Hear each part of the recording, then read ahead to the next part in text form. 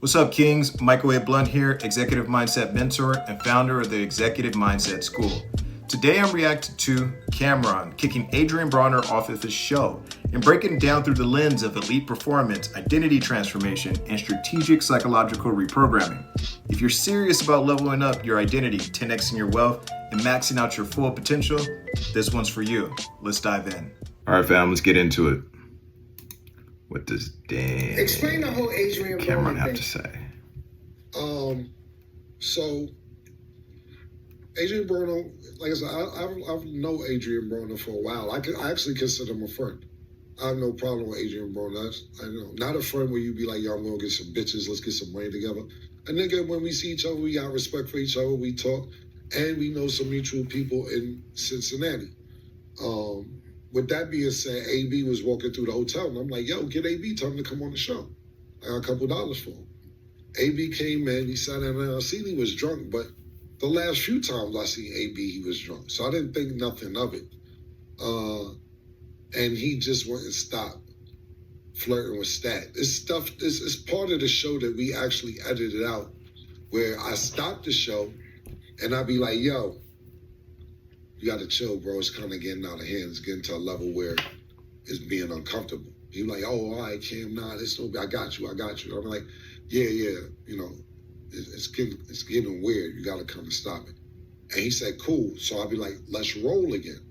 Now, when you tell me cool when we not rolling, so when we start rolling, you just ignore what I said and start flirting with me. See, it was that part. You just ignore what I say, and you weren't respecting my no's. So what I see right here when it comes to deep identity transformation is Cameron was actually demonstrating boundaries, and boundaries equal respect or self-respect. And when you allow people to cross your boundaries and when they start disrespecting your no's, then you get into a situation where you start accepting less. And what we see with Cameron right now is he wasn't accepting that. He stood on all 10 toes. He said, this is what it is. He kept reinforcing his boundaries, and eventually he took action. And from my perspective, he actually didn't kick him out because of his words. He was actually protecting the identity of that woman, and he was also protecting the identity of his show and his own identity.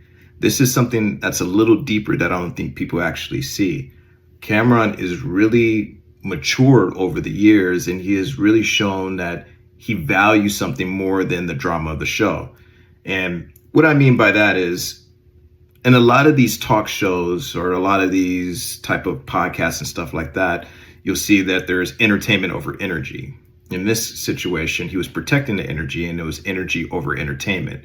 A lot of people will accept the drama. They will accept the tirades. They will accept all those different things. And it seems like Cameron wasn't going for that. He was going for, I'm going to protect the energy of the show, and I'm going to keep it pushing. I'm going to protect my community. I'm going to protect my team, and I'm going to protect my identity as a man, that I'm actually standing on my values. And that's what I respect by what Cameron did here. Stat again. So when niggas was like, yo, how you say you love him and this, that, and the third, then you kick him out. The scenario is this simple for me. You can have a friend that you fuck with like that, and you invite him into your house, and you're like, oh, this nigga, I didn't know he was this drunk. And you got a little sister that's 23 years old. Pardon me, she just turned 24 a month or two ago. A 24-year-old sister that your 38, 39-year-old friend keeps flirting with.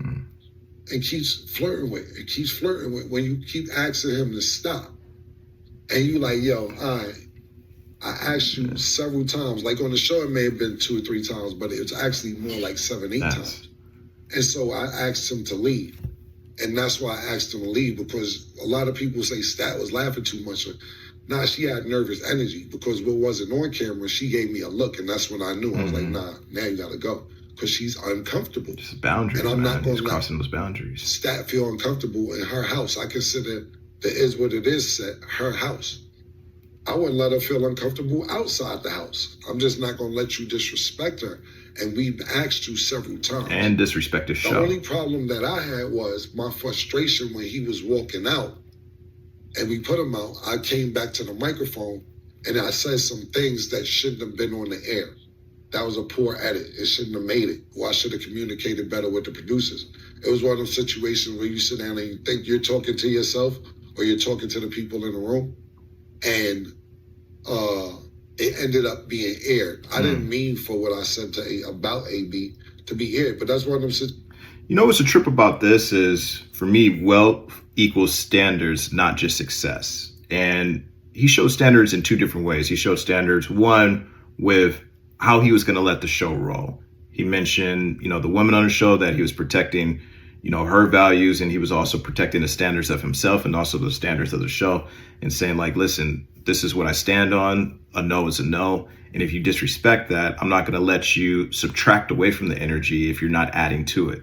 And that's what a lot of people do. They come on the show and they're energy vampires. They take away from the energy of the show. And then the host needs to do everything that they can in order to get it back on track.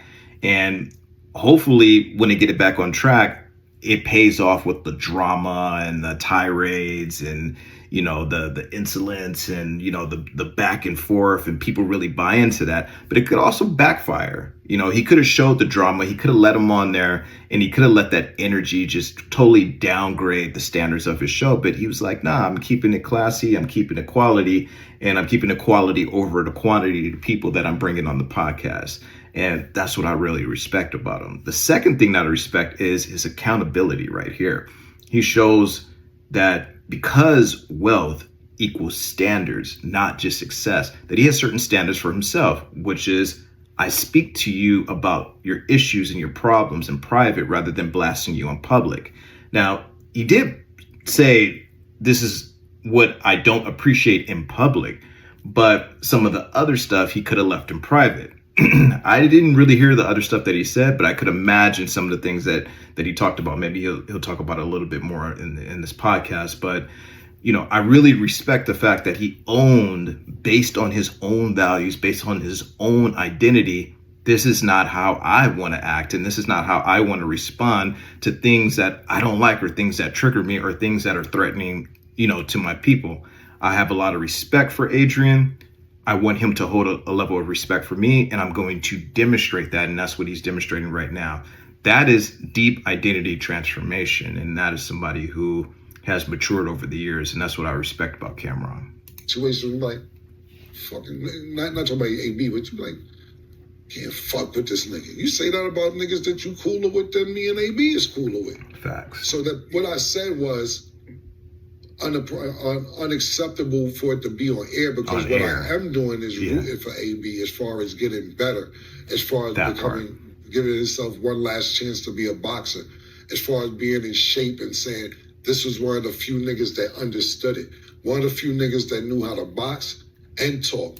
You see him do that a lot. He'll give criticism, like he gives criticism to Dame Dash, and he also gives criticism to Bonner, and I'm sure he gives criticism to other people, but he'll also give them their flowers. He shows a very balanced approach and being like, hey man, listen, this is what I don't like, but also at the same time, this is what I appreciate about you. I think that you're one of the only people that can do it on both sides. I think that you're one of the only people that can really rise to this level, and I want to see you at that level. I want to see you succeed. So what he's showing right now in his identity is that he has a high level of self-worth.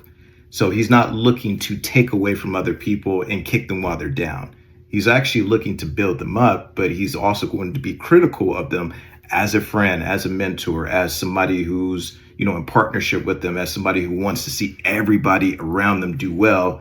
And he's going to raise them to the same level of standards that we talked about that he has for himself. And that's a lot of what we go into in this deep identity transformation is, what does that look like for you? What does that look like for, how you're presenting yourself to other people?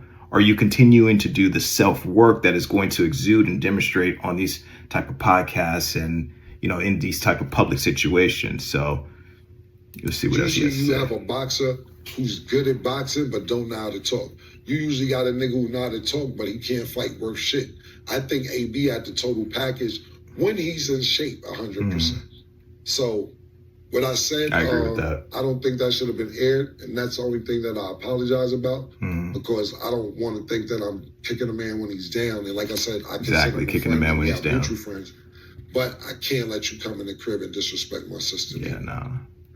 I just think, y'all cool. people got to stop blowing shit out of proportion. The world is fucking sensitive, man. You can't say shit.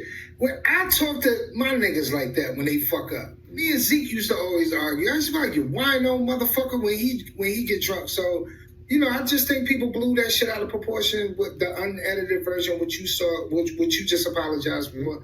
I don't think people should take it like that. Like, you know what I mean? Because I'm sure AB, he a funny nigga, so I'm sure he ain't take it like that. All right, so what do y'all think? Was Cameron right, or would you handle it differently? Do you agree with me, or do you disagree with what I said? Drop your thoughts below in the comments, and let's hash it out like men. Either way, I would love to hear your feedback. And if you're ready to go beyond just consuming this content, join me inside the Executive Mindset School. It's where high-performing men like you come to reprogram, recalibrate, and rise. Links in the description, and until next time, let's build wealth from the inside out.